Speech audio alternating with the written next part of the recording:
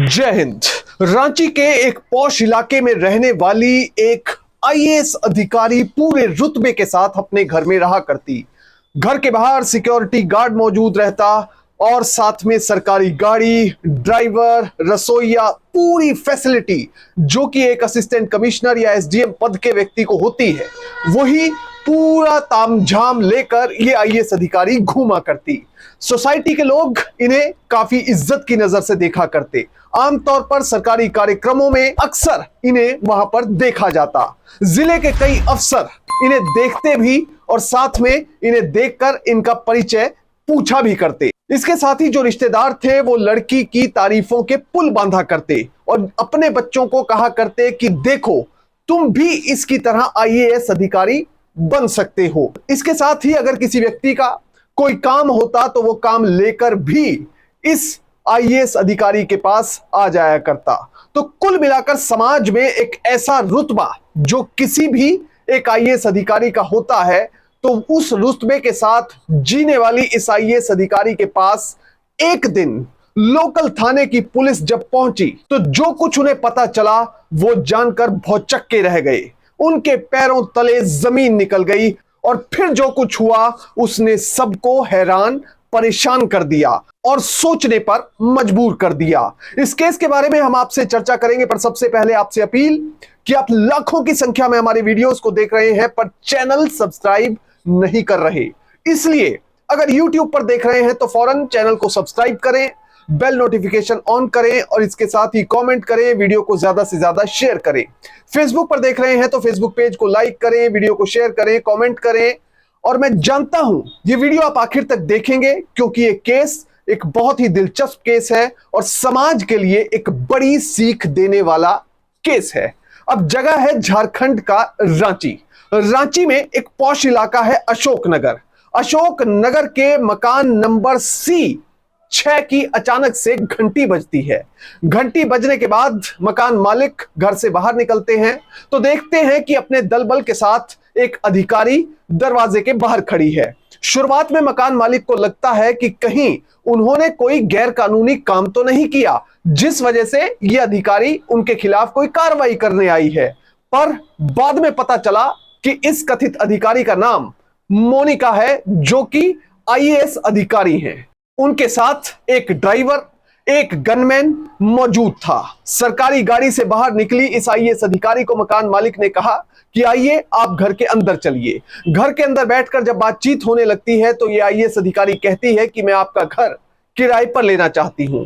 दरअसल मेरी जमशेदपुर में पोस्टिंग है और मैं फिलहाल यहां पर रह रही हूं। मकान मालिक ज्यादा सवाल ना करते हुए अपना घर इस कथित आईएएस ऑफिसर को देने के लिए राजी हो जाता है। घर किराए पर लेने के बाद मोनिका नाम की ये कथित आईएएस अधिकारी इस घर में जल्द से जल्द शिफ्ट हो जाती है। सामान लेकर आने के बाद जैसे ही ये शिफ्ट होती है, घर के बाहर मोनिका आईएएस की नेम प्लेट लग जाती है। इसके साथ ही घर के बाहर एक असिस्टेंट कमिश्नर की प्लेट लगे हुए एक सरकारी गाड़ी खड़ी हो जाती है। साथ में हर समय एक सुरक्षा कर्मी उनके साथ रहता है, एक वर्दीधारी यानी कि पुलिस वाला ड्राइवर उनके साथ रहता है और साथ में घर में खाना बनाने के लिए रसोइया, जो आम तौर पर एक आईएएस अधिकारी को अपनी नौकरी के शुरुआती दौर में मिल जाया करता है। यानी जब वो एसडीएम के तौर पर ज्वाइन करता है तो ये पूरा स्टाफ उनको आमतौर पर मिल जाया करता है। अब जहां भी मोनिका नाम की आईएएस अधिकारी काम के लिए जाती तो उनका लाव लश्कर, उनका सरकारी तामझाम उनके साथ जाता। यानी कि उनकी सरकारी गाड़ी, उनका ड्राइवर, उनका सुरक्षा कर्मी उनके साथ हमेशा साए की तरह रहते और लोगों के लिए यह आम सी बात थी क्योंकि आमतौर पर जिले के जितने भी अधिकारी हैं वो इसी तरह के तामझाम में, इसी तरह की सुरक्षा में रहा करते हैं। अब मोनिका अक्सर सरकारी विभागों की मीटिंगों में जाया करती। दूसरा, जो सरकारी कार्यक्रम होते हैं प्रचार प्रसार के, उनमें भी जाकर ये शिरकत किया करती। कई बार इन्हें सम्मानित भी किया जाता। इसके साथ ही मोनिका डीसी के साथ मुलाकात करने भी चली जाती, कई बार डीडीसी से मुलाकात की। तो कुल मिलाकर बाय फेस जिसे हम कहते हैं, तो बाय फेस इन्हें कई अधिकारी जानने लगे थे। सभी अधिकारियों से अपना परिचय देते हुए मोनिका बताया करती कि मैं साल 2020 बैच की आईएएस अधिकारी हूं। अब सब रिश्तेदार मोनिका के ऊपर फख्र किया करते और उनकी मिसाल अपने गांव में दिया करते। बेसिकली साल 2018 में मोनिका ने यूपीएससी सिविल सर्विसेज एग्जाम का प्रीलिम्स दिया था, जो उनका क्वालिफाई हुआ। उसके बाद मेंस का एग्जाम दिया, वो भी उनका क्वालिफाई हुआ। उसके बाद से ही उनके इलाके के लोग उन्हें आदर्श के तौर पर देखने लगे थे। अब अगर किसी रिश्तेदार का कोई काम होता तो वो मोनिका को डायरेक्टली फोन करता और अपना काम बता दिया करता, या फिर एक दूसरा तरीका था कि मोनिका के पास उनके घर में आकर मुलाकात करता और उन्हें अपना काम बताता और किसी भी तरह से अपने काम को हल करने की रिक्वेस्ट करता। तो ये एक पूरा साइकिल उनके दिन का चला करता। अब अशोक नगर इलाका एक ऐसा इलाका है जहां ज्यादातर ब्यूरोक्रेट्स रहते हैं, सीनियर आईएएस अधिकारी, सीनियर आईपीएस अधिकारी या फिर रिटायर्ड ऑफिसर्स भी वहां पर रहा करते हैं। अब जब मोनिका आईएएस नाम की नेम प्लेट घर के बाहर लगी देखी तो ज्यादातर पड़ोसी इस बात को लेकर वो एंक्सियस थे, वो जानना चाहते थे कि ये किस कैडर की, किस बैच की अफसर है, और काफी वो इंप्रेस रहा करते मोनिका के चाल चलन से, क्योंकि वो सोसाइटी में अपने रिजर्व नेचर के लिए यानी कम बातचीत करने के लिए जानी जाती थी। अब धीरे धीरे जब समय बीतने लगा और मोनिका नाम की ये कथित आईएएस अधिकारी अपनी एक ही दिनचर्या पूरे दिन फॉलो किया करती, तो सबसे पहले मकान मालिक को कुछ शक हुआ। मकान मालिक को शक इसलिए हुआ क्योंकि एक आईएएस अधिकारी इतना ज्यादा फ्री नहीं रह सकता, इतने दिन की छुट्टी पर भी नहीं रह सकता। जिस तरह से मोनिका बता रही थी कि उनकी जमशेदपुर में पोस्टिंग है पर वो रांची में रह रही है क्योंकि उन्होंने कुछ समय के लिए नौकरी से ब्रेक ले रखा है। मकान मालिक को यह बात अब चुभने लगी थी क्योंकि मोनिका बिल्कुल भी अपने काम पर नहीं जाया करती थी। अब दूसरा शक हुआ डीसी समेत अलग अलग प्रशासनिक अफसरों को, जिनसे भी मोनिका मिलने जाया करती। एक बार यानी पहली बार जब मुलाकात हुई तो काफी अच्छे से परिचय हुआ, चाय पानी भी अधिकारियों ने पूछा, पर उसके बाद जब ये बार बार काम के लिए जाने लगी, मीटिंगों में जाने लगी, तो धीरे धीरे इन सबको इस अधिकारी के, कथित अधिकारी के कंडक्ट पर शक होने लगा। इसके बाद तीसरा शक हुआ मोहल्ले के लोगों को। ज्यादातर लोग मोहल्ले में ब्यूरोक्रेट्स थे, इसलिए वो समझ नहीं पा रहे थे कि आखिर ये आईएएस अधिकारी किसी से बात क्यों नहीं करती और ज्यादा अपने बारे में क्यों नहीं बताती। इसके बाद पुलिस को इस कथित आईएएस अधिकारी की गतिविधियों के बारे में बताया गया और लिखती शिकायत दी गई, जिसके बाद पुलिस वालों ने 2 दिनों तक घर की रेकी की। बाहर बाहर से पुलिस वाले देखते रहे कि ये कथित आईएएस अधिकारी की दिनचर्या आखिर है क्या। और जब पुलिस वाले इस कथित आईएएस अधिकारी मोनिका के घर पर पहुंचे तो उन्होंने जो कुछ देखा वो हैरान रह गए। सबसे पहले उन्होंने इस कथित आईएएस से उनका आई कार्ड मांगा। पुलिस के मुताबिक वहां पर आई कार्ड मौजूद था, पर जैसे ही आई कार्ड मांगा गया तो इस आईएएस अधिकारी ने कहीं पर अपना आइडेंटिटी कार्ड छिपा दिया और अपने पहचान पत्र के नाम पर पुलिस के सामने अपना आधार कार्ड रख दिया। आधार कार्ड जिसमें कि उनका नाम मोनिका लिखा हुआ था, पिता का नाम शेषमणि और एड्रेस था कटनी का। कटनी के बड़वारा तहसील के कला गांव की रहने वाली ये मोनिका अपने आप को आईएएस अफसर बता रही थी। अब इसके बाद पुलिस ने इस कथित आईएएस अधिकारी से सवाल जवाब करने शुरू किए। इस आईएएस अधिकारी ने शुरुआत में पुलिस को पूछताछ के दौरान बताया कि मैं साल 2020 की आईएएस अधिकारी हूं। इसे लगा कि शायद पुलिस इतना सुनकर ही चली जाएगी या डर जाएगी, पर इसके बाद सवाल जवाब का सिलसिला पुलिस ने आगे बढ़ाया। आई कार्ड मांगा तो आई कार्ड दिया नहीं, कहीं फेंक दिया। उसके बाद पुलिस ने घर की तलाशी शुरू की तो घर पर एक आईएएस लिखा हुआ बोर्ड बरामद हुआ, जिसमें नाम के आगे आईएएस लिखा हुआ था।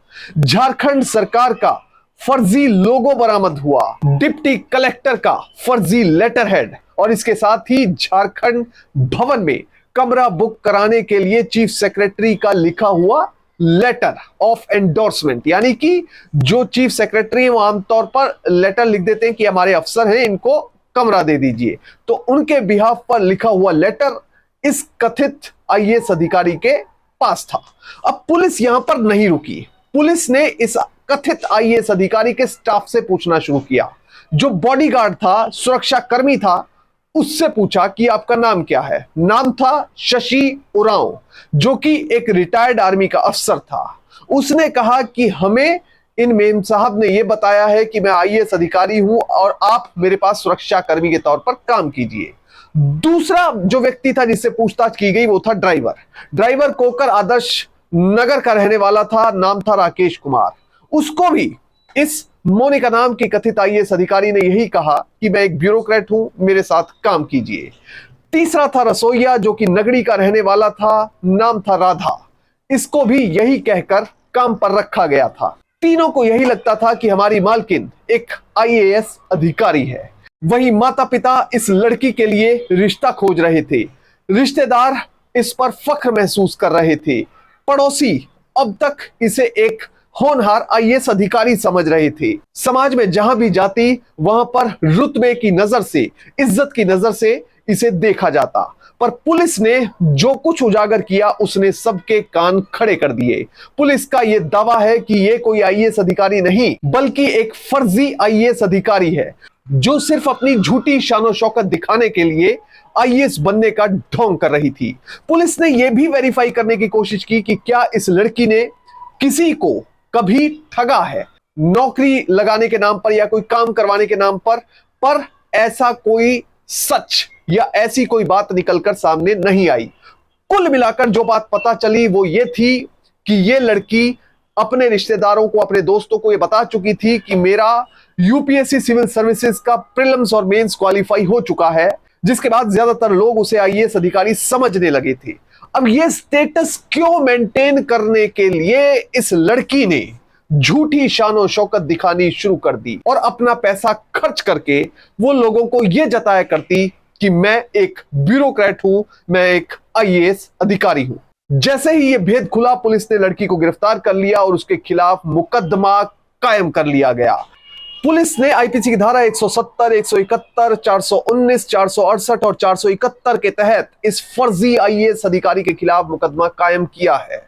आईपीसी की धारा 170 कहती है, उसमें साफ तौर पर लिखा है कि पर्सोनेटिंग अ पब्लिक सर्वेंट, जो भी व्यक्ति अपने आप को एक सरकारी नौकर दिखाने की कोशिश करता है, असलियत में नहीं होता, उसको इस धारा के तहत 2 साल तक की सजा हो सकती है या फिर जुर्माना हो सकता है या फिर दोनों हो सकते हैं।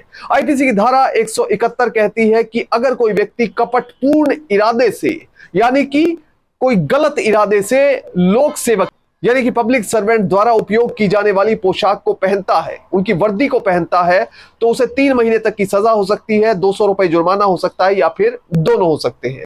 आईपीसी की धारा 419 में लिखा है, जिसमें कि चीटिंग बाय पर्सोनेशन के तहत सजा का प्रावधान है। अगर कोई व्यक्ति अपने आप को कोई स्पेसिफिक पोस्ट का ऑफिसर बता रहा है और झूठ साबित होता है तो 3 साल तक की सजा या जुर्माना या फिर दोनों हो सकते हैं। आईपीसी की धारा 468, उसमें लिखा है कि forgery for purpose of cheating अगर कोई व्यक्ति करता है तो उसे 7 साल तक की सजा और साथ में जुर्माना हो सकता है। यानी कि किसी को धोखा देने के लिए फर्जीवाड़ा करना, आईपीसी की धारा 468 ये कहती है। और आखिरी धारा है आईपीसी की धारा 471, जिसमें साफ लिखा है कि यूजिंग एज जेन्युइन ए फोर्ज्ड डॉक्यूमेंट और इलेक्ट्रॉनिक रिकॉर्ड, यानी कि कोई भी दस्तावेज है और वो फर्जी है, कोई इलेक्ट्रॉनिक रिकॉर्ड है और वो फर्जी है, उसे अगर जेन्युइन रिकॉर्ड के तौर पर पेश किया जाता है तो इस धारा के तहत सजा हो सकती है। और इस धारा के तहत सजा करते हुए उस व्यक्ति को सिर्फ फॉर्ज डॉक्यूमेंट पेश करने का दोषी नहीं माना जाएगा, बल्कि यह माना जाएगा कि उस व्यक्ति ने फर्जी दस्तावेज खुद तैयार किया है। तो कुल मिलाकर इस धारा के तहत भी 7 साल तक की सजा और जुर्माने का प्रावधान हो सकता है। बहरहाल इस पूरे केस से यह समझ में आता है कि कभी भी झूठ बोलकर एक झूठा पद अपना किसी के सामने पेश ना करें, यानी कि अपने आप को झूठा एक आईएएस अफसर, आईपीएस अफसर या कोई बड़ा पावरफुल व्यक्ति दिखाने की कोशिश ना करें, क्योंकि यह झूठ किसी भी व्यक्ति को जेल पहुंचा सकता है। जय हिंद।